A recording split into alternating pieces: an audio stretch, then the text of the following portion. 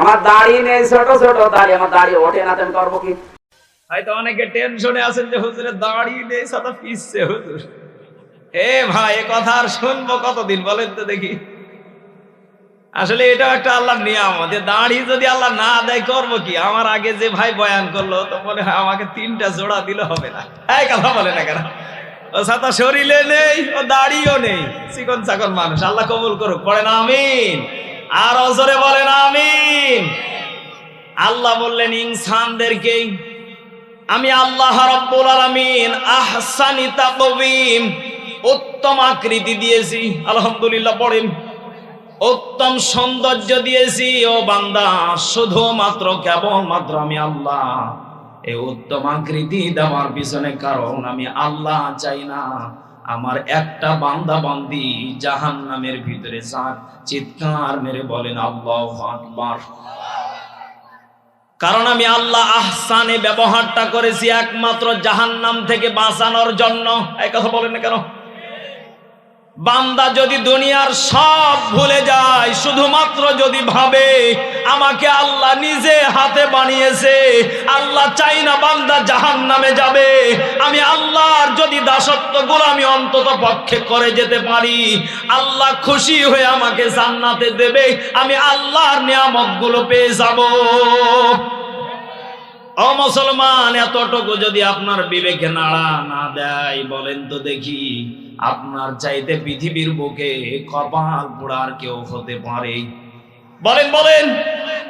আল্লাহ রাব্বুল আলামিন জানিয়ে দিলেন, বান্দা আমি আল্লাহ শুধু উত্তম সৌন্দর্য দিয়ে, উত্তম আকৃতি দিয়ে বান্দা তোমাকে বানিয়েছি তা না। বান্দা তোমাকে বানানোর আগে আমি আল্লাহ কত গবেষণা, কত চিন্তা, কত ভাবনা করে তোমাকে বানিয়েছি। আমি আল্লাহ পৃথিবীর ময়দানে দুনিয়ার বুকে সর্বপ্রথম যেই জাতিটাকে বানিয়েছিলাম সেই জাতির নাম কি? এই বলেন বলেন, এই ছেলে বলেন বলেন, কি? জিন জাতিকে আল্লাহ দুনিয়াতে পাঠিয়েছিলেন। এই কথাটা সত্য না মিথ্যা? এখনো পর্যন্ত ওরা আছে না নেই? আল্লাহ বললেন, বান্দা দুনিয়ার বুকে তোমাকে পাঠানোর আগে এই জিন জাতিটাকে আমি আল্লাহ পাঠিয়েছিলাম। এই জিনদেরকে যে আমি আল্লাহ পাঠালাম দুনিয়াতে, তারা আমার যেই দায়িত্বগুলো ছিল এই দায়িত্বগুলোকে তারাও অমান্য করেছিল, দায়িত্বগুলোকে সঠিক মতো মানে নাই। তারা নিজেরাই মারামারি, টেনশন, চিন্তা, কাদা ছোড়াছুড়ি করেছিল, যার কারণে আমি তাদেরকে ধ্বংস করে দিয়েছি। তোমাদেরকে আমি আল্লাহ এর পরে সিদ্ধান্ত নিয়েছি। চিৎকার মেরে বলেন সুবহানাল্লাহ। আল্লাহ রাব্বুল আলামিন বলেন, ওয়ামা খালাকাতুল জিন্না ওয়াল ইনসা ইল্লা লিয়াবুদুন।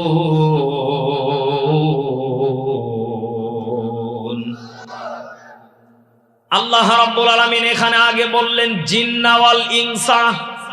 আল্লাহ এখানে আগে জিনদের কথা বলেছেন। পৃথিবীর ময়দানে সর্বপ্রথম আমি আল্লাহ জিন জাতিদেরকে পাঠিয়েছিলাম। তাদের সব কর্মকাণ্ডগুলো যখন আমার কাছে ভালো লাগে নাই, আমি আল্লাহ তাদেরকে বাতিল করে দিয়েছি। আমি আল্লাহ এরপরেই তো ইনসানকে বানিয়েছি। ও মুসলমান, বলেন তো দেখি আল্লাহ বানিয়েছে জান্নাতে দেওয়ার জন্য না জাহান্নামে দেওয়ার জন্য? আরো জোরে বলেন, জান্নাত না জাহান্নাম? আল্লাহ রাব্বুল আলামিন বললেন, যারা ঈমানদার হবে, যারা মুত্তাকি হবে, যারা সালেহ হবে, তাদের গুনাহগুণ থাকবে। 1 নাম্বার, আল্লাহর কোরআনকে মেনে চলবে। কাকে? বলেন বলেন। এই কিতাবটাকে পাঠিয়েছেন কে? আরো জোরে বলেন, কে? যেই কোরআনকে আল্লাহ পাঠিয়েছেন, আল্লাহ রাব্বুল আলামিন বলেন, এই কিতাব তোমাদের কাছে যদিও ছোট মনে হয়ে থাকে, এই কোরআনকে আমি আল্লাহ রাব্বুল আলামিন তোমাদের চাইতে শক্তিশালী কিছু জিনিস আছে, তাদেরকে আমি আল্লাহ দিতে চেয়েছিলাম, প্রত্যেকেই ফেরত দিয়েছিলেন। ও মুসলমান, বলেন তো দেখি এই কিতাবের ওজন কম না বেশি? আরো জোরে বলেন, কম না বেশি? আল্লাহ রাব্বুল আলামিন জানিয়ে দিলেন লাউ আনজালনা হাদাল কুরআনা আলা জাবালিল লারাআইতাহু খাশিআম মুতাসাদ্দিআম মিন খাশিয়াতিল্লাহ ওয়া মাল্লাহু বিগাফিলিন আম্মা তা'মালুন।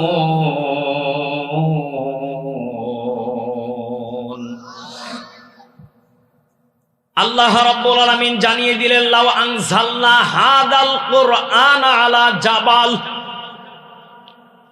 আমি আল্লাহ রাব্বুল আলামিন এই মহাগ্রন্থ আল কিতাবকে সর্বপ্রথম পাহাড়কে দিতে চেয়েছিলাম। ও দিনাজপুরের মুসলমান, একটু মনোযোগ দিয়ে কথাটা শোনেন। এই কিতাবকে যখন পাহাড়কে দিতে চাইলেন, পাহাড় সঙ্গে সঙ্গে আল্লাহর কাছে কেঁদে কেঁদে বলেছিলেন, আল্লাহ আমি পাহাড় এই কিতাবের ওজন সহ্য করার মতো আমার শক্তি দেই। আল্লাহু আকবার বলেন। ও মুসলমান, একটু বিবেককে নাড়া দিয়ে দেখেন তো দেখি, পাহাড়ের চাইতে ইনসানের মানুষের শক্তি মনে হয় বেশি। এই কথা বলেন না কেন? সবাই বলেন, কোথায় পাহাড়, কোথায় আপনি আমি ইনসান? যেই পাহাড়ের উপরে উঠলে মানুষগুলোকে পিঁপড়ার মতো দেখা যায়, বিশেষ করে রূপপুরে যে পারমাণবিক বিদ্যুৎটা তৈরি করা হয়েছে, ওই উপর থেকে যখন মানুষগুলো নিচে তাকায়, আপনি যদি তাকিয়ে দেখেন প্রত্যেকটা মানুষকে পিঁপড়ার মতো দেখা যাবে। ওরা যখন উপরে কাজ করে নিচ থেকে তাকাবেন, ওদেরকে পিঁপড়ার মতো দেখা যাবে। এই পাহাড় শক্তিশালী ও চোখের পানিগুলি ফেলে কান্না করে বলেছিলেন, আল্লাহ এই কিতাবের ওজন ভার নেওয়ার মতো আমার শক্তি নেই। চিৎকার মেরে বলেন আল্লাহু আকবার। পাহাড় ভার নিতে চাইলেন না, আসমানকে বললেন আসমান নিতে চাইলেন না, জমিনকে দিতে চাইলেন জমিন দিতে চাইলেন না। ও মুসলমান, বাতাসকে দিতে চাইলেন বাতাসও নিতে চাইলেন না। ও মুসলমান, ভেবে দেখেন, ইনসান এত ছোট প্রাণী হওয়ার পরেও, এত ছোট জাতি হওয়ার পরেও এদের উপরে এত দামি কিতাবটাকে দেওয়ার পিছনে কারণ আছে না নেই? আল্লাহ নবীজি বললেন, রব্বুল আলামিন এত দামি কিতাব আমি নবীজিকে দিলেন, এর পিছনে কারণ কি, উদ্দেশ্য কি, মাকসাদ কি? আল্লাহ রব্বুল আলামিন বললেন, বন্ধু হাবিবুল্লাহ, এই কোরআন তোমাকে দেওয়ার পিছনে কারণ হলো একটা। কারণ অন্য অন্য নবীরা 1 জন 2 জন 3 জন 5 জন 10 জন করে উম্মত নিয়ে দাঁড়াবে, কিন্তু আমার বন্ধু হাবিবুল্লাহ কোটি কোটি উম্মতের সরদার হবে, কোটি কোটি উম্মত আসবে। এই উম্মতেরা গুনাহ বেশি করবে, নেকি কম করবে।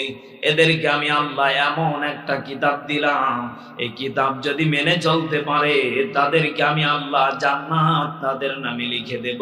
চিৎকার মেরে বলেন সুবহানাল্লাহ। কত নবী এসেছে, হুদ নবী, ইয়াকুব নবী, মুসা নবী, লূত নবী, নূহ নবী, ঈসা নবী। এত নবীকে আল্লাহ কিতাব দিতে চাইলেন না, আপনার আমার নবীকে আল্লাহ কিতাব দিলেন। রহস্য মনে হয় নেই? আছে আছে। আল্লাহ রাব্বুল আলামিন বললেন, নবীজি আপনাকে যে কিতাবটা দিয়েছি দেখেন আমি কি বলে দিচ্ছি। সূরা বাকারা 1 নম্বর পৃষ্ঠা 1 নম্বর লাইনের 1 নম্বর আয়াতে এটা পেয়ে যাবেন। আল্লাহ কেন পাঠালেন দেখেন, আল্লাহ কত সুন্দর করে এবার জানিয়ে দিচ্ছেন, আলিফ লাম মিম যালিকাল কিতাবু লা রাইবা ফীহি হুদাল লিল মুত্তাকিন।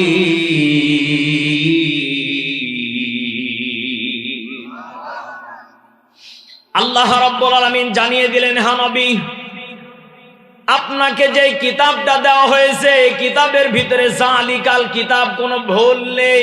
এই কথা বলেন না কেন? এই কিতাবের ভিতরে কোনো সন্দেহ নেই, কোনো অবকাশও নেই। এমন একটা কিতাব আপনি নবী মুহাম্মদ রাসূলুল্লাহ সাল্লাল্লাহু আলাইহি ওয়াসাল্লাম নবীজিকে দিলাম, যদি কোনো আপনার উম্মতে মুহাম্মাদি এই কিতাবকে যদি গাইডলাইন হিসাবে মানতে পারে, পারিবারিক জীবনে যদি মানতে পারে, কোরআন দিয়ে যদি রাষ্ট্র পর্যন্ত চালাতে পারে, কোরআন দিয়ে যদি পরিবার চালাতে পারে, আমার কোরআন যা বলে তা যদি শুনে আমল করতে পারে, আমি আল্লাহ রাব্বুল আলামিন পরের আয়াতে জানিয়ে দিলাম হুদাল লিল মুত্তাকিন, আমি আল্লাহ রাব্বুল আলামিন আপনার উম্মতে মুহাম্মাদিকে মুত্তাকি বানিয়ে জান্নাতে ঢুকিয়ে দেব। চিৎকার মেরে বলেন সুবহানাল্লাহ। জান্নাতে যাবেন কারা কারা বলেন তো দেখি? আল্লাহ কবুল করুন, পড়েন আমিন। আরো জোরে বলেন আমিন। ঈমানের পথে অবিচল থেকে আমার মরণ যেন হয়, কোরআনের পথে অবিচল থেকে আমার মরণ যেন হয়। জোরে বলেন আমিন। তোমারই কাছে মিনতি আমার, তোমারই কাছে মিনতি আমার, হে রহিম দয়াময়, ঈমানের পথে অবিচল থেকে আমার মরণ যেন হয়। জোরে বলেন আমিন। কষ্ট হচ্ছে আপনাদের? আলোচনা ভোলা যাবে না, খুব খেয়াল করে শোনেন। তাহলে আল্লাহ সম্মান দিলেন, আল্লাহ আমাদেরকে উত্তম আকৃতি দিয়ে বানালেন। আল্লাহ বললেন, বান্দা তোমাদেরকে যে কিতাবটা দিয়েছি, এই কিতাব যদি পারিবারিক জীবনে যদি গাইডলাইন হিসাবে যদি মানতে পারো, আমি আল্লাহ রাব্বুল আলামিন তোমাদেরকে জানিয়ে দিলাম জান্নাত নিয়ে টেনশন করা লাগবে না।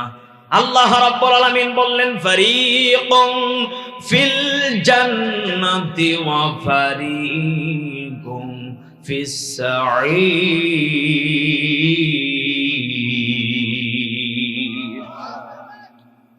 আল্লাহ আমাদেরকে কোরআন থেকে পথ দেখালেন কয়টা? বলেন বলেন, সবাই মুখ খুলে বলেন কয়টা?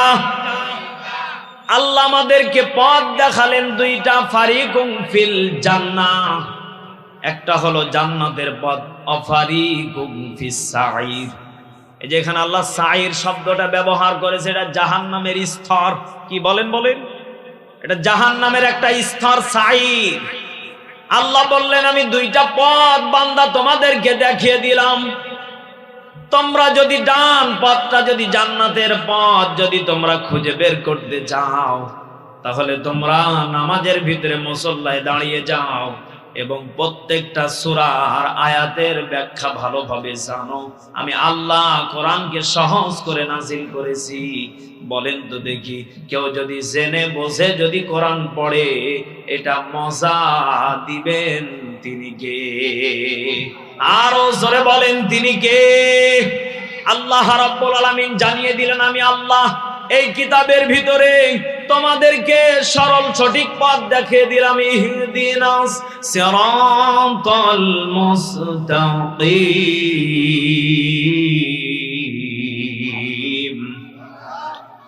আল্লাহ মুমিনদেরকে ডেকে ডেকে বলছে, তোমাদেরকে আমি আল্লাহ সরল সঠিক পথ দেখালাম। ও বাংলার মুসলমান, একটু ভেবে দেখেন, আমরা নামাজে দাঁড়িয়ে কিন্তু এই শব্দগুলো ব্যবহার করি। আলহামদুলিল্লাহ রাব্বিল আলামিন, আল্লাহর শুকর আদায় করি। এরপরে আমরা বলি আর রহমানির রহিম।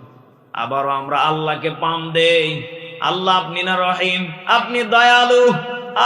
কি পাম দেওয়া দে। এরপরে বলি মালিক ইয়াউমিদ্দিন, বিচার দিনের মালিক আপনি আল্লাহ। এটাও আমরা মনে প্রাণে বিশ্বাস করি, কিন্তু মানি না। এই কথা বলে না কেন? আমরা জানি ঠিকই, মানি না। এরপরে আমরা আবারও সব পাম মারা যখন শেষ হয়ে যায়, যখন ইহদিনাস সিরাতাল মুস্তাকিম আমরা বলি, আল্লাহ আমাদেরকে সরল সঠিক পথ দেখাও। আল্লাহ বললেন, দেখালাম, সমস্যা নেই। অনেক মানুষ আছে নামাজ শেষ বের হওয়ার পরে সুদের সাথে জড়িত, ঘুষের সাথে জড়িত, হারাম কাজে জড়িত, জেনার সাথে জড়িত, অবৈধ টাকার সাথে জড়িত।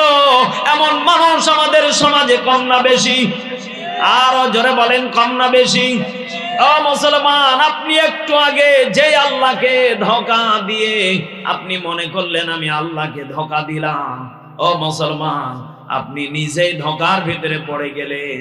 এটাও আমাদেরকে শিখিয়েছেন তিনি কে? আরো জোরে বলেন, তিনি কে? এই জন্য ইমানদার হবে যারা, মুত্তাকি হবে যারা, এদের এক নাম্বার বৈশিষ্ট্য থাকবে আমি যেটা করছি এটা বুঝে শুনে করা লাগবে। কারণ আমাদের দেশে অনেকে বলে করার পরে ভাবিও না, আগে ভাবো। কথা বলে না? অনেকে যারা নতুন বিবাহ করেছেন শ্বশুর বাড়ি থেকে ফোন দিয়ে মাঝে মাঝে শাশুড়ি আম্মা বলে, কি ব্যাপার জামাই কখন আসবে? আম্মা আগামী সপ্তাহে। না বাবা আজকে আসো, তোমার কথা খালি মনে পড়ে, কতদিন ধরে মনে আমার কলিজার চেহারাটা দেখি নাই। ওরে কলিজা, যত পাম মারা লাগে আব্বা আসো, কলিজা আসো। বিশেষ করে আমার এক ক্যামেরাম্যান আছে, আমি যতক্ষণ থাকি খালি শাশুড়ি আম্মা ফোন দিয়ে বলে, বাবা আসো, কলিজা আসো, আব্বা আসো। যতটুকু জানতে পারলাম শাশুড়ি খালি ধান্দায় থাকে, জামাই আসলে কিছু নেবে। এই কথা বলে না কেন?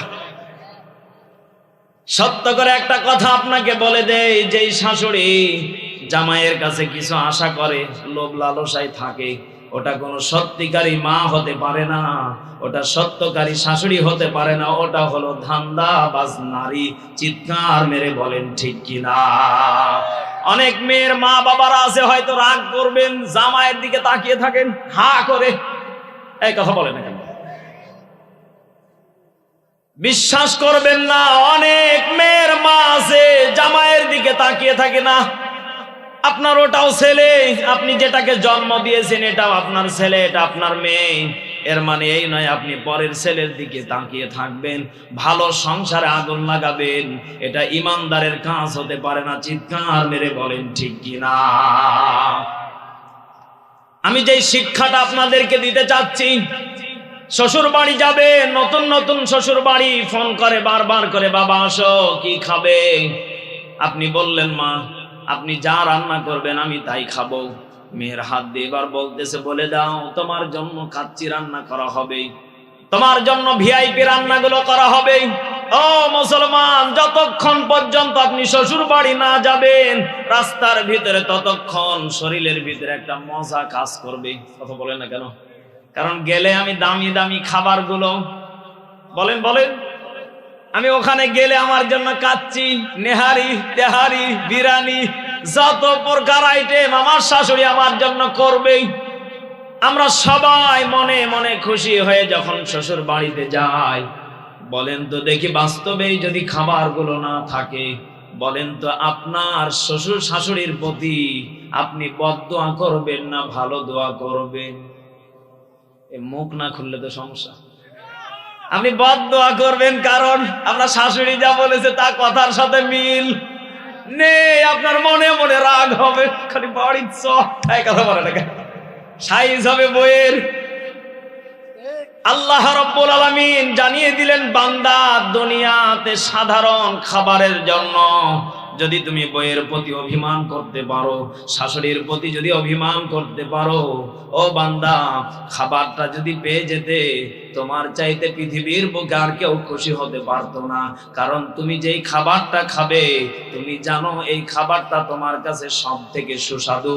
এই খাবার যতক্ষণ পর্যন্ত ভিতরে যাবে ততক্ষণ পর্যন্ত মজা আসে না নেই। ও বাংলার মুসলমান, আমি যেটা শিক্ষা দিতে চাচ্ছি, অনেক আমাদের দেশে মানুষ আছেন যারা এক পা কবরে চলে গেছে। ও মা, যাদের পা এক পা কবরে চলে গেছে, এই কোরআনকে আমরা সময় দিতে চাই না, কোরআনকে বুঝতে চাই না, কোরআনকে আঁকড়ে ধরতে চাই না। আল্লাহর কোরআন এবার কি বলতেছেন শোনেন। রব্বানা আতিনা ফিদ দুনিয়া হাসানা ওয়া ফিল আখিরাতি হাসানা ওয়া কিনা আযাবান নার।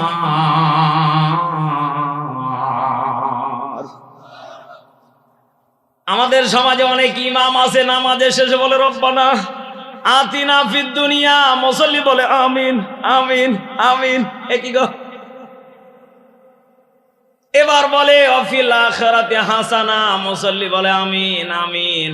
আচ্ছা বলেন তো দেখি, যে ইমাম দোয়া পড়তেছে ওই ইমাম ছাড়া বাকিগুলো যারা আমিন আমিন বলতেছে, 100 জনের ভিতরে 97 জনই ব্যাখ্যা জানে না। এ ভাই কথা বলে না কেন? অনেকে ব্যাখ্যাটা জানে না, খালি আমিন আমিন বলে। ওকে যদি বলেন আমিন বলেন কেন, আমিন বললে সব কবুল হয়ে যাবে। আরে ভাই, আপনার শ্বশুর বাড়িতে গেলেন, খাবার আপনাকে বললে এটা এটা হবেই, আপনি বাস্তবেই না পাওয়ার কারণে যদি আপনি বদদোয়া করতে পারেন, আপনি একজন ইমামের ওপর না আমিন আমিনে মজা কি ওই মজা? যদি কোনো মুসলমান কোরআনের ব্যাখ্যা জানতো, কোরআনের যদি প্রত্যেকটা আয়াতের যদি কথা বুঝতো, ও মুসলমান সৌদি আরবের মুসলমানের মতো নামাজে দাঁড়িয়ে রুকুতে দাঁড়িয়ে কান্না করত। আমরা নামাজে দাঁড়ালে হাসি, বিশেষ করে রমজান মাসে দেখা যায় অনেকে নামাজে দাঁড়িয়ে আমরা পিছন থেকে পা ধরে টানাটানি করি। এই কথা বলে না কেন? তারাবি আসলেই তো মনে হয় কিয়ামত শুরু হয়ে গেল। সামনে রমজান আসতেছে, অনেকে সভাপতি প্রধান অতিথিরা বলবে হুজুর যত শর্টে মারা যায়। কান্না আসবে কি করে? যত শর্টে সংক্ষেপে মারা যায়। হুজুর আজকে 30 মিনিট লাগলো কেন? কাল থেকে 25-এ ইমাম সাহেব শেষ করেছে কোন রকম। বলে হুজুর আগামী কাল থেকে 20-এ মারবেন। ইমাম সাহেব 20-এ শেষ করলে বলে হুজুর আপনার স্পিরিট ভালো আছে 15-তে। আসলে সত্য করে বলেন তো দেখি, এটা কি মুসল্লি না এটা শয়তান? এই কথা বলে না কেন?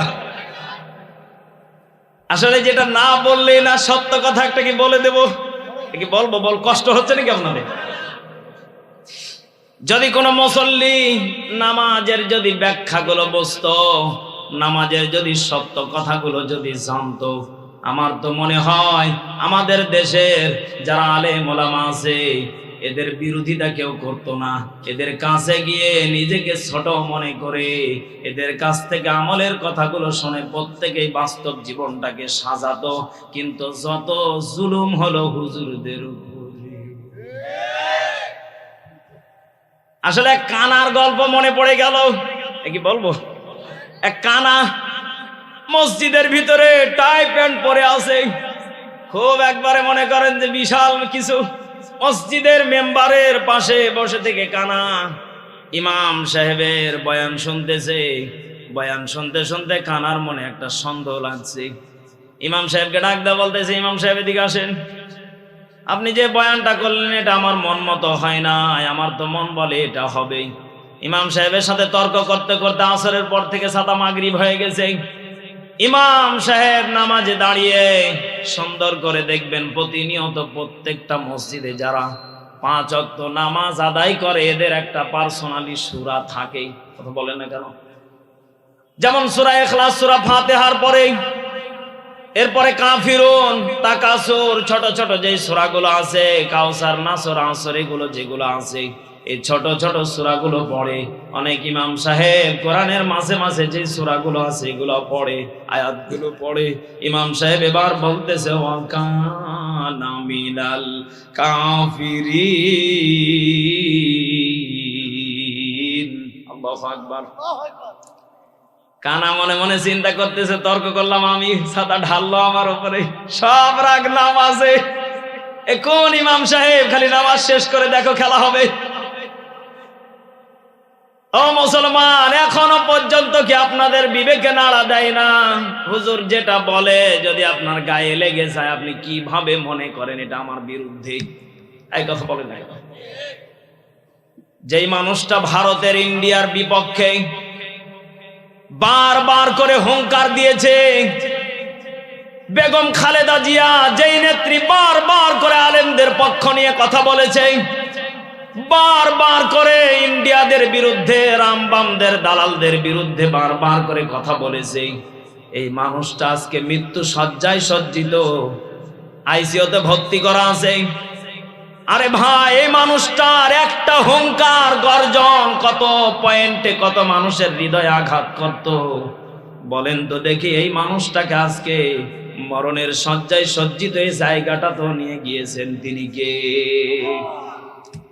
আমার তো মনে হয় যারা এখনো মনে করে আমার দাড়ি নেই দেখে হুজুর আমার বিরুদ্ধে ওয়াজ করলো, আমার টুপি নেই দেখে হুজুর আমার বিরুদ্ধে ওয়াজ করলো, আমি বিড়ি খাই মনে করে আমার বিরুদ্ধে হুজুর ওয়াজ করলো, আমি সুদ খাই মনে করে আমার বিরুদ্ধে ওয়াজ করলো, এখনো যারা কানার মতো বোঝেন, বলেন তো দেখি আপনারও একদিন সময় শেষ করে দিবেন তিনি কে? আরো জোরে বলেন তিনি কে?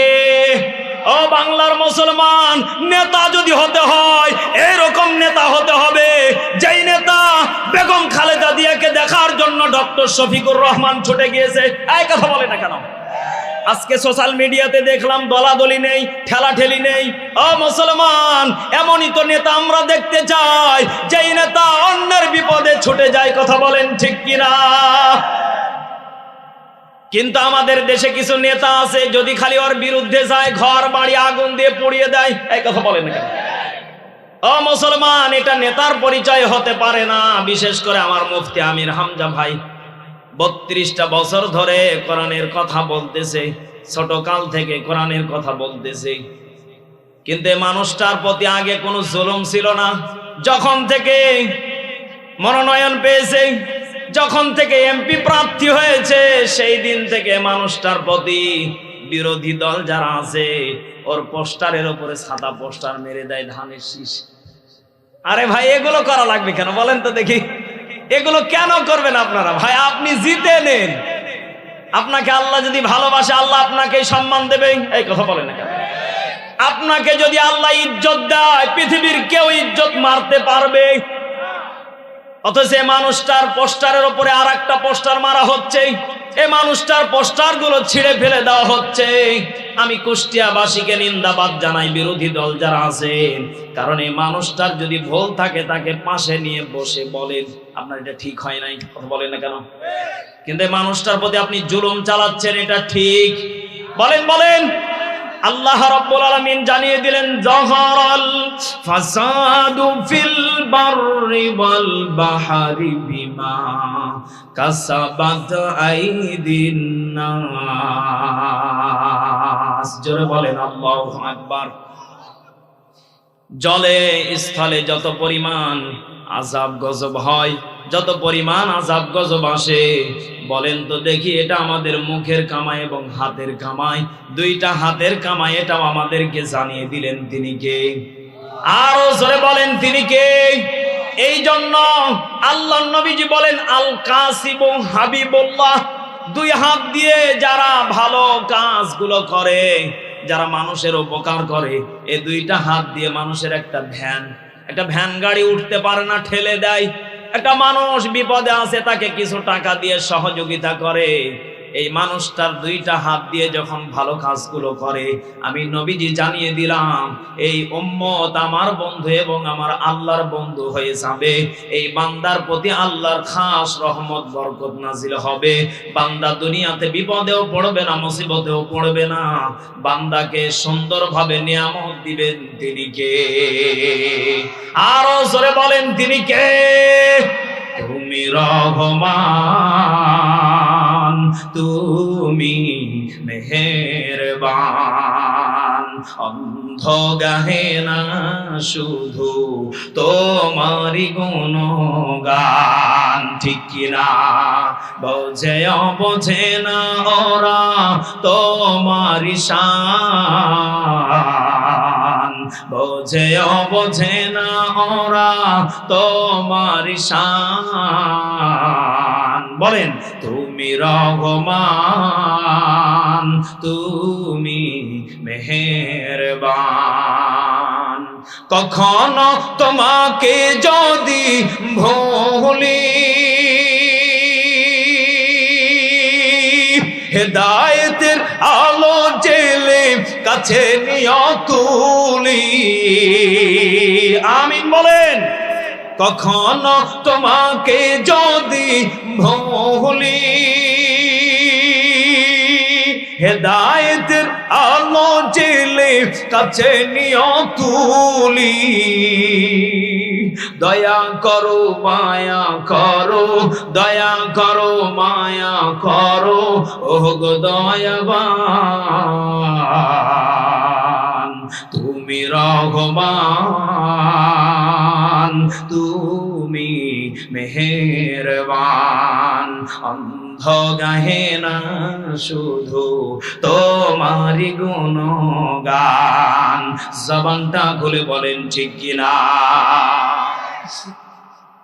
আমরা তো মনে করি অন্ধ তারা যাদের চোখ, বলেন বলেন, আমরা তো মনে করি অন্ধ তারা যাদের চোখ নেই। ও মুসলমান, এখানে যারা বসে আছেন প্রত্যেকের তো দুইটা করে চোখ আছে, কথা বলেন না কেন? আল্লাহ বলে না অন্ধ আমি আল্লাহ চোখওয়ালাদেরকেও বানাবো কিয়ামতের মাঠে। তিন শ্রেণীর ব্যক্তিকে। এক নম্বর হলো তারা যারা কোরআনের কথাগুলো দেখার পরে শোনার পরে দূর থেকে চলে গিয়েছিল, ঘুমিয়েছিল, বিছানায় ছিল, আমার কোরআনের কথাগুলো শোনার জন্য তারা জান্নাতের বাগানে যায় নাই। আমার বান্দারা, বিশেষ করে আমার মাহফুজ ভাই সহকারে যতগুলো যুবক ছেলেরা, মাদ্রাসার ছাত্ররা এত কষ্ট করে এত সুন্দর আয়োজন করেছে, ওই জায়গাতে আমার বান্দা সেই দিন বসে নাই। আমি আল্লাহ তাদেরকে কিয়ামতের মাঠে অন্ধ করে তুলবো, কারণ তারা দেখেছিল না, দেখার ভান করেছিল। চিৎকার মেরে বলেন নাউজুবিল্লাহ। মুসলমান বলেন তো দেখি, এইগুলো কালচার আমাদের সমাজে আছে না নেই? আরো জোরে বলেন আছে না নেই? অথচ এই মানব জাতিটাকে আল্লাহ সম্মানিত করে পাঠিয়েছেন। কোরআন সাক্ষী দিচ্ছেন। সূরা বাকারা, সূরা মাইদা 7 নম্বর পারা 1 নম্বর পৃষ্ঠা 5 নম্বর লাইনের 85 নম্বর আয়াত কোরআন জানিয়ে দিচ্ছেন, ফাআসাবাহুমুল্লাহু বিমা ক্বালু জান্নাতিন তাজরি মিন তাহতিহাল আনহার ওয়া যালিকা জাযাউল মুহসিনিন। একটু জোরে বলেন আল্লাহু আকবার। ও দিনাজপুরবাসী, আল্লাহ রাব্বুল আলামিন জানিয়ে দিলেন, ফাআসাবাহুমুল্লাহ, আমি আল্লাহ তোমাদেরকে সম্মান দিয়েছি। আলহামদুলিল্লাহ পড়েন। আচ্ছা বলেন তো দেখি, এই দুনিয়াতে আপনার যদি কোনো নেতা আপনাকে যদি সম্মান করে বলে, বেটা আজকে থেকে তুই আমার গাড়িতে হেল্পার থাকবি, যদি বিশাল বড় একজন নেতা বলে, আপনার চাইতে আর মনে হয় গর্বিত সন্তান আর কেউ নেই, এই কথা বলে না কেন? জুতাও যদি টানতে বলে, আপনি মনে মনে চিন্তা করবেন, এত বড় নেতা আমাকে যে সুযোগ দিয়েছে, চান্স দিয়েছে, এটাই আমার কপাল, এই কথা বলে না কেন? ও মুসলমান, একটু বিবেককে নাড়া দেন। আল্লাহ বললেন, ফাআসাবাহুমুল্লাহ, আমি আল্লাহ তোমাদেরকে সম্মান দিয়েছি। বান্দা মানুষের জুতা টানার জন্য না, মানুষের গোলামি করার জন্য না। বান্দা আমাকে যারা না দেখার পরে যারা বিশ্বাস করেছে, আমার প্রতি যারা ঈমান আনয়ন করার পরে টিকে থেকেছে, ওয়া ইন্নী লাগাফফারুল লিমান তাবা ওয়া আমানা ওয়া আমিলা সালিহান সুম্মা ইহতাদা। জোরে বলেন আল্লাহু আকবার। ও বান্দা, ঈমান আনয়ন করার পরে তোমরা হাজারো পাপ করেছো, তওবা করার পরে নিশ্চয় আমি আল্লাহ তোমাদেরকে ক্ষমা করে দেব। সুবহানাল্লাহ পড়ে। পাহাড় পরিমাণ যদি বান্দা গুনাহ করে, মাফ করবেন কে? না আপনার নেতাতে মাফ করবে? এই কথা বলেন না কেন? কষ্ট হচ্ছে নাকি আপনাদের? আল্লাহ বললেন, পাহাড় পরিমাণ গুনাহ করেছো, আমি আল্লাহ মাফ করে দেব। ওয়া ইন্নী, নিশ্চয়, লাগাফফারুল লিমান তাবা, বান্দা তোমাদেরকে আমি আল্লাহ গফফার, আমি আল্লাহ মাফ করে দেব। লিমান তাবা, তোমরা যারা তওবা করেছো। কেমন তওবা? বান্দা তওবা করার পরে সুম্মা ইহতাদা, বান্দা তওবা করেছো, আবার ওই রাস্তার উপরে টিকে আসো, আর জীবনে ওই গুনাহ করে নাই, আমি আল্লাহ এই সাপেক্ষে তোমার তামাম জিন্দেগির গুনাহগুলো মাফ করে দেব। চিৎকার মেরে বলেন সুবহানাল্লাহ। কলিজার টুকরা বাবাজিরা, তাহলে বলেন তো দেখি, আমরা হাজারো পাপ করলেও আমাদেরকে সম্মানিত করেছেন তিনি কে? আর যে আল্লাহ সম্মান দিয়েছেন ওই আল্লাহ আমাদেরকেও মাফ করার মতো অপশন দিয়েছেন।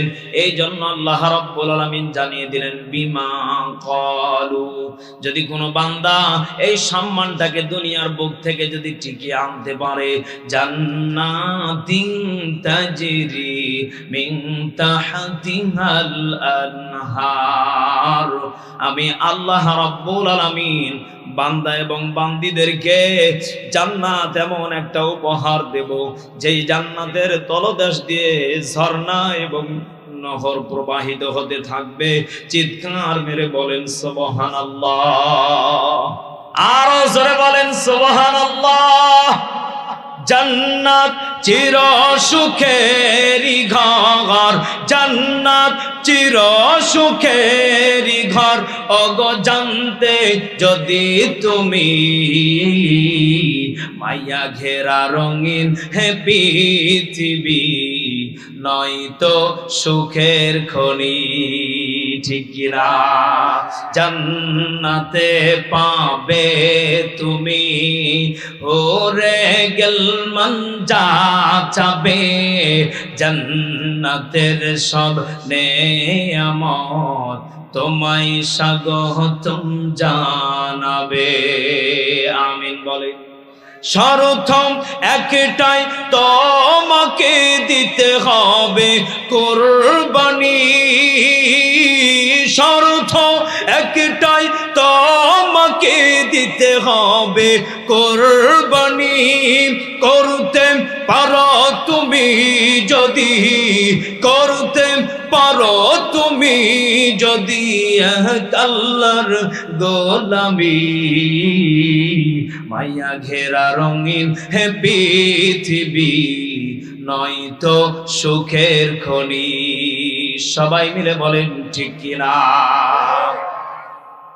কলিজার টুকরা বাবাজিরা, মায়া ঘেরা পৃথিবী কারো জন্য সুখের নয়। বলেন তো দেখি, আমাদের জন্য মায়া ঘেরা পৃথিবী কখনো সুখের হতে পারে? আপনার পেটে অনেক ক্ষুধা, আপনাকে যদি এক ডেকসি যদি খাবার আগিয়ে দেওয়া হয়, আপনি ততক্ষণ পর্যন্ত খাবেন যতক্ষণ পর্যন্ত আপনার পেটে জায়গা আছে। ও মুসলমান, যখন পেট ভরে যাবে, আপনাকে যদি দামি দামি যদি খাবারগুলো এনে দেওয়া হয়, প্রত্যেকটা মানুষ তখন বলতে থাকবে আর খেতে পারবো না, আমার সামনে থেকে সরাও। বলেন তো দেখি, তখন বিরক্ত মনে হবে না আনন্দ মনে হবে? বলেন বলেন। দুনিয়াটাই হচ্ছে বিরক্তকর জায়গা। বিবির কাছে গেলে বিবি যেটা যেটা আবদার করে, বিবিকে ঠিক মতো না দিতে পারলে বিবিরও মুখ চেহারা ভালো থাকে না। পাতিলে জোরে জোরে বাড়ি দেয়, বুঝাবার চাইতি আমাক বিয়ে করছু কে? কথা কয় না, মানে কথা কয় না। পাতিলে জোরে জোরে বাড়ি মারে, শব্দ হয় কারে, মুখ বেঁকা করে চলে যায়, মানে বুঝাবার চাই আমাক বিয়ে করছো কে, দিবার পারো না তো। বোঝা গেল বিবির কাছেও শান্তি নেই। ও মুসলমান, আজকে যখন আমি শহরে গাড়ি ব্রেক করে যখন একটা ইসলামী ব্যাংকে ঢোকার জন্য প্রস্তুতি নিচ্ছিলাম, 6 থেকে 7 বছরের একটা মেয়ে, পোশাক আছে সবই আছে, এরপর মার্কেটে বাপ মা নিয়ে গেছে, একটা পোশাক দেখে পছন্দ হয়েছে, ও ছাতা নেওয়ার জন্য কান্নাকাটি শুরু করে দিয়েছে। বাবা গরিব মানুষ, টাকা নেই, টাকা নেই নেওয়ার জন্য। হঠাৎ করে মেয়েটা কান্না করতে করতে দূরে চলে যাচ্ছে, বাবা বোঝাচ্ছে, কোন রকমই মানতে চায় না। বলেন তো দেখি, ওই বাবা মনে মনে দোয়া করতেছিল, আল্লাহ আমার যদি সম্পদ থাকতো আমার মেয়েকে আমি মাহরুম করতাম না। বলেন তো দেখি, দুনিয়া বলতে অশান্তি না শান্তি? আরো জোরে বলেন, শান্তি না অশান্তি? ও মুসলমান, যদিও অশান্তির জায়গা, এরপরও শান্তি নামক নিয়ামতটা আল্লাহ আমাদেরকে দিয়েছেন। যদি কোনো বান্দায় শান্তিটাকে যদি খুঁজে পেতে চায়, আল্লাহ রাব্বুল আলামিন জানিয়ে দিলেন, বান্দা শান্তি তো একমাত্র আমি আল্লাহ রাব্বুল আলামিন হকের পথে রেখে দিয়েছি। চিৎকার মেরে বলেন আল্লাহু আকবার। শান্তি কোথায় বলেন তো দেখি? বলেন বলেন। অনেক লোক ব্যবসা করেন, 5 টাকার জিনিস বিক্রি করেন 10 টাকায়, 50 টাকায় আবার কেউ বিক্রি করে। বলেন তো দেখি, আপনি 10 টাকায় বিক্রি করলে ইনসাফ এখানে মোটামুটি থাকে। যখন আপনি 40-50 টাকায় বিক্রি করেন, এটা কোনো ব্যবসা হতে পারে না, এটা হলো চোর। কথা বলেন না কেন? এটা মানুষের প্রতি জুলুম করা, মানুষকে আঘাত করা, মানুষকে এটা বিষ তুলে দেওয়া। এই কথা বলেন না কেন? এই জন্য ব্যবসায়িক ভাই যারা আছেন, নবীজির মনে করেন যে আমরা নবীর মতো ব্যবসা করি। অনেকে কথা বলে চালিয়ে দিচ্ছেন, না, নবীর ব্যবসা আর আপনার ব্যবসা, ওমরের ব্যবসা, আবু বকরের ব্যবসা আর আপনার ব্যবসা আসমান জমিন তফাৎ। কারণ তাদের ব্যবসা ছিল হক সৎ, আর আপনার ব্যবসাই তো হলো পরিবারকে খুশি রাখা, আনন্দ করা, সেটা হালাল হোক বা হারাম হোক। চিৎকার মেরে বলেন ঠিক কিনা? আল্লাহ রাব্বুল আলামিন জানিয়ে দিলেন, ইন্নাল্লাহা আশতারা মিনাল মুমিনিনা আনফুসাহুম ওয়া আমওয়ালাহুম বিআন্না লাহুমুল জান্নাহ ইউকাতিলুনা ফি সাবিলিল্লাহি ফায়াকতুলুনা ওয়া ইউকতালুন।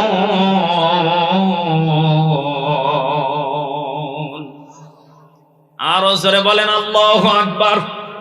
কষ্ট হচ্ছে মনে হয় আপনাদের? শেষ করে দেব? শেষ করে দেব? যদিও রাত গভীর হয়ে যাচ্ছে, আর কয়েক মিনিট থাকবেন তো ইনশাআল্লাহ? একটু তাকবীর দেন তো দেখি। লিল্লাহে তাকবীর, লিল্লাহে তাকবীর। আল কোরআনের আলো, এখন থেকে ঘরে ঘরে না, সংসদে। আল কোরআনের আলো, আল কোরআনের আলো, লিল্লাহে তাকবীর।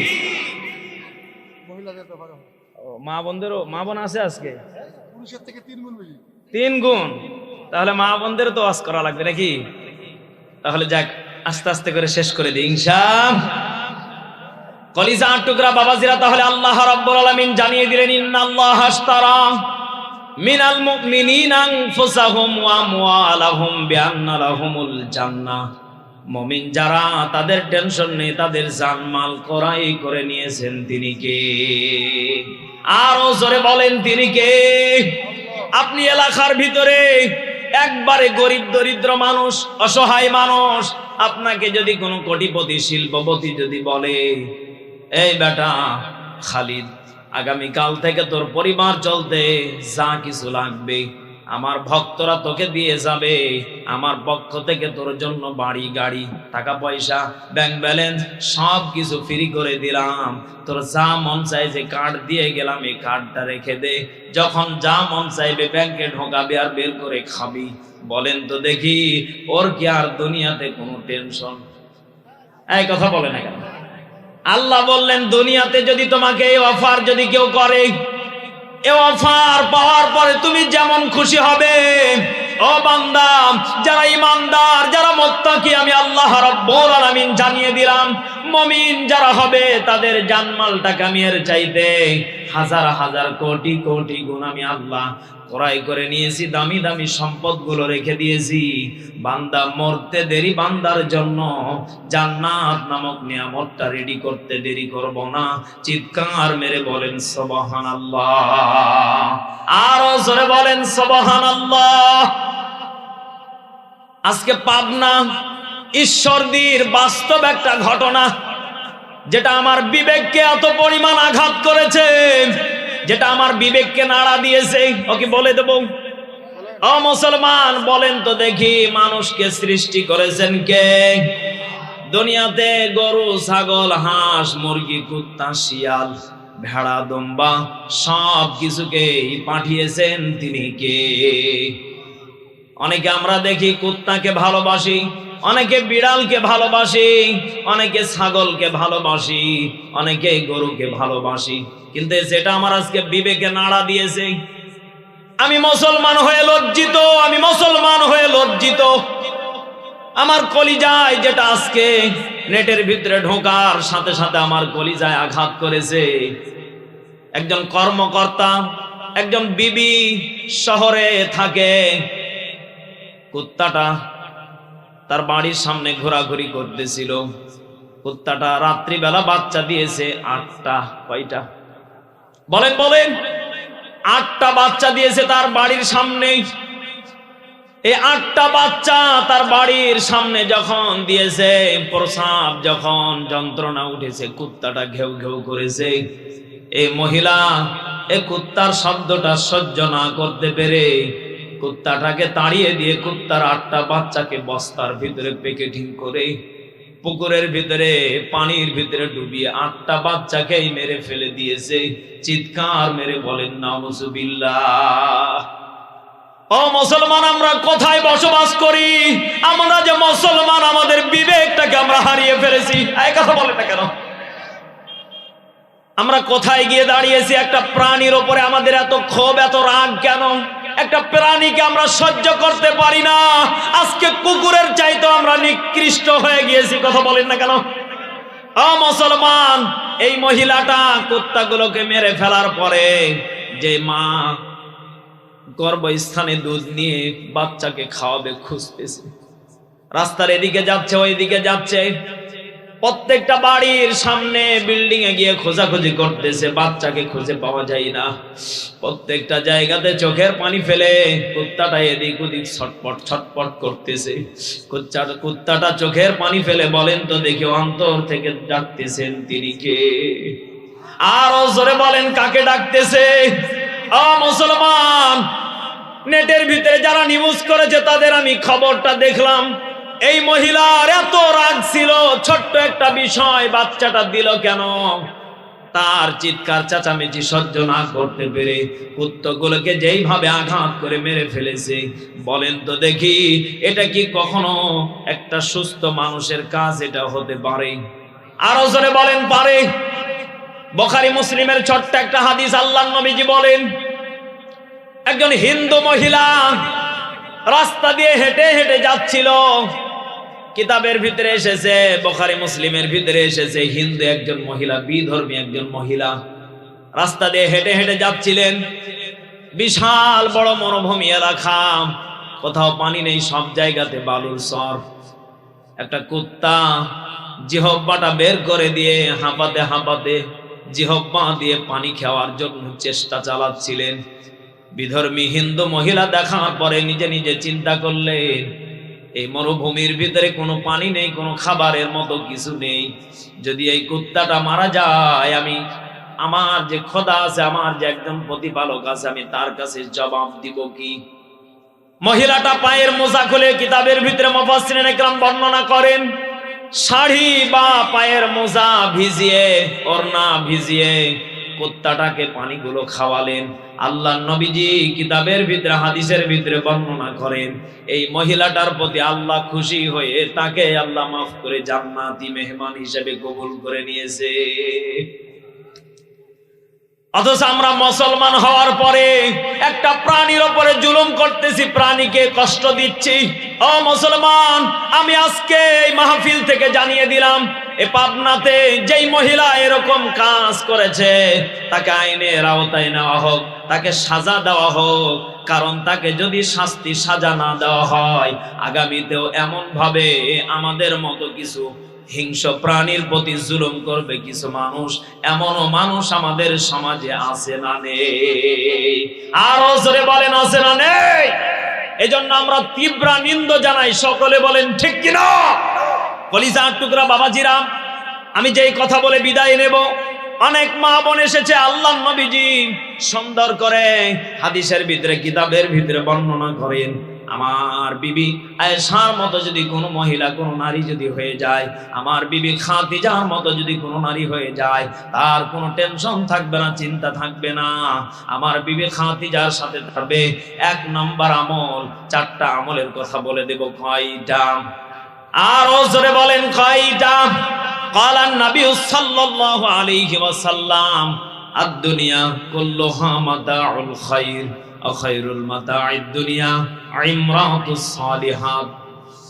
নবীজি জানিয়েছেন, আমার উম্মতে মুহাম্মাদিরা আমার বিবি খাদিজার সাথে যদি তোমরা জান্নাতে যেতে চাও, 1 নম্বর আমল হলো এটা, স্বামীর প্রতি বেশি বেশি যত্নবান হওয়া লাগবে, স্বামীকে খুশি করা লাগবে, স্বামীকে আনন্দ দেওয়া লাগবে। নবীজি এমন কথা এই নারীদেরকে শিখিয়েছেন, চিৎকার মেরে বলেন আল্লাহু আকবার। সত্য করে বলেন তো দেখি, মা বোন কি তা করে? এই কথা বলেন না কেন?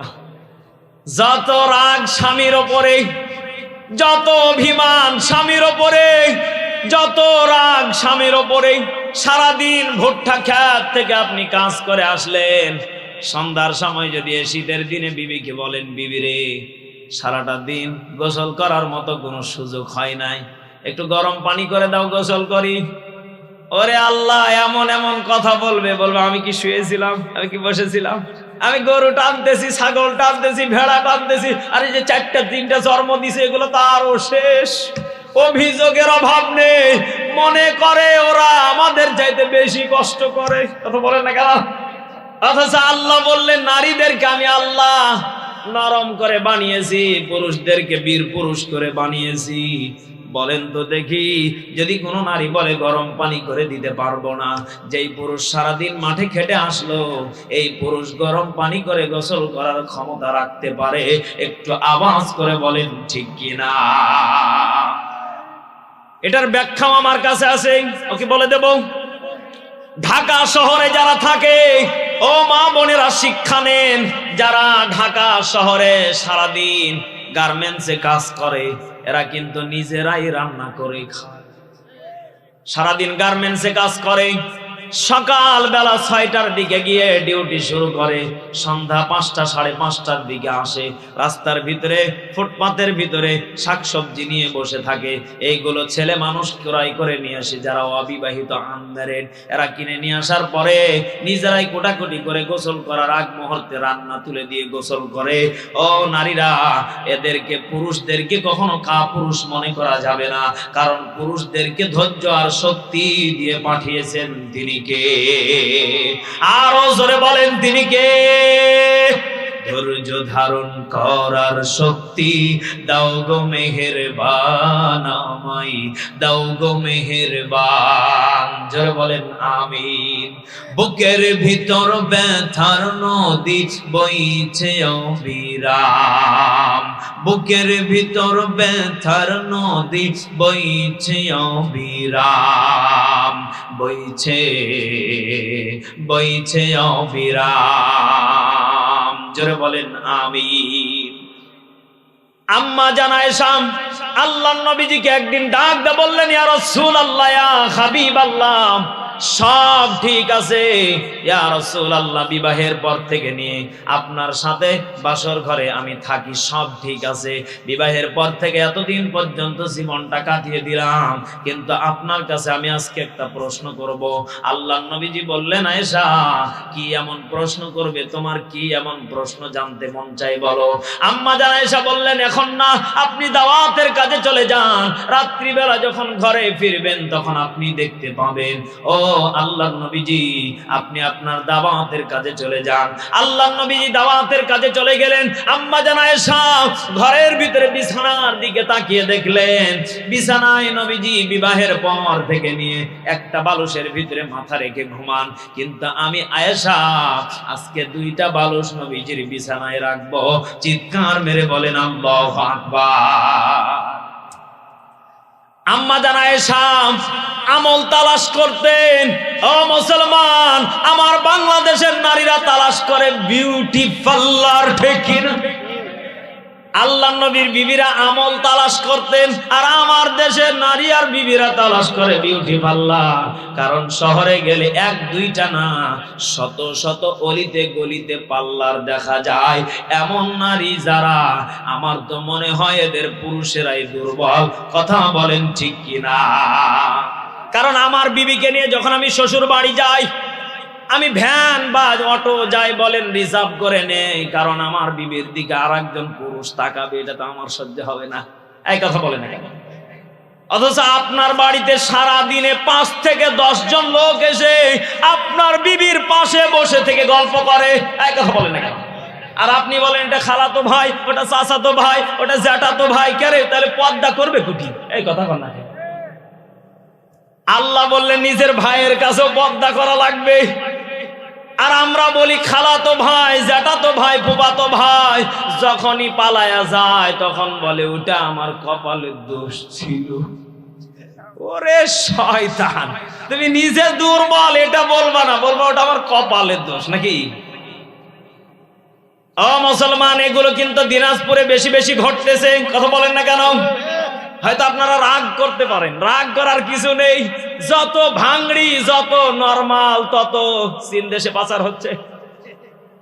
আমি সোশ্যাল মিডিয়াতে দেখলাম, আরে ভাই একটা মেয়ের গায়ে কিচ্ছু নেই, বিড়ল থানা সম্ভবত, এ একবার প্লাস্টিক। এই মেয়েটা চীন দেশে যে কি জাতির উপকার করবে, এই কথা বলে না। আর একটা দেখলাম সেদিন বরিশালে, এই একই কায়দা, কিচ্ছু নেই, এটা নাকি চীন দেশে। পরে দেখলাম ছেলেই পালিয়ে চলে গেছে। ও মুসলমান, এখনো বিবেককে নাড়া দেন। আল্লাহর নবীজি বললেন, আমার বিবি আয়েশা কি আমল তালাশ করতেছে শোনো। আমি যখন নবীজি রাত্রিবেলা যখন বাড়ির ভিতরে ঢুকলাম, হুজরা খানার ভিতরে যখন আমি নবীজি ঢুকে গেলাম, আমার বিবি খাদিজা মুচকি মুচকি হাসে আর আমার দিকে তাকায়। রাসূল তো বলেছিল রাত্রিবেলা তোমার কাছে আমলের কথাটা শুনবো। আমি আয়েশা তো মুচকি মুচকি হাসি, রাসূল বিছানায় গেলে টের পাবে, চিৎকার মেরে বলেন আল্লাহু আকবার। আল্লাহর নবীজি বলে, না জানি আমার আয়েশা কি প্রশ্ন করে বসে, কারণ নারীদের প্রশ্ন কিন্তু জটিল এবং কঠিন, কথা কোন ঠিক কিনা? খালি যদি একদিন খুশি মনে যদি কথা কোন, কি গো বিউটির মা, তোমারে খালি দেখলেই ভালো লাগে, পরের দিন না ওই দিনই রাত্রিবেলা কইব, কি ব্যাপার তুমি আমাকে এত ভালোবাসো, কিন্তু একদিনও তো সাদা মার্কেট করে দাও না। আল্লাহর নবীজি মনে মনে চিন্তা করলেন, না জানি আয়েশা আমার কাছে কি চায় বসে, আমি রাসূলের কাছে কিছু নেই, না জানি আয়েশা কি চেয়ে বসে। আল্লাহর নবীজি এবার ঘরের ভিতরে যখন প্রবেশ করলেন, আল্লাহর নবীজি বুঝতে পারলেন আমার বিছানার ভিতরে একটা বালিশ থাকে কিন্তু দুইটা বালিশ। কারণটা কি? আম্মা জান আয়েশার দিকে তাকান, আম্মা জান আয়েশা মুচকি মুচকি হাসার নিচু দিকে মাথা করে। আল্লাহর নবীজি ইশারাতেই বুঝতে পারলেন আয়েশা কেন হাসে, এখানে কোন লক্ষ্য লুকিয়ে আছে। আম্মা জান আয়েশার হাসি দেখে নবীজি বলতেছেন, আয়েশা কি ব্যাপার মুচকি মুচকি হাসো, কিছু তো বলো না। এবার আল্লাহর নবীজি বললেন, আয়েশা রে তুমি কি আমল জানতে চেয়েছো, আমি বুঝতে পেরেছি, আমি রাসূল বুঝতে পেরেছি। বিছানার ভিতরে বালিশ ছিল একটা, হয়ে গেছে দুইটা। আয়েশা তুমি জানতে চাও বালিশ কেন দুইটা? একটু আওয়াজ করে বলেন আল্লাহু আকবার, জিকির করি লা ইলাহা, জোরে লা ইলাহা, মোহাম্মদে লা ইলাহা ইল্লাল্লাহ, জোরে লা ইলাহা, জোরে লা ইলাহা।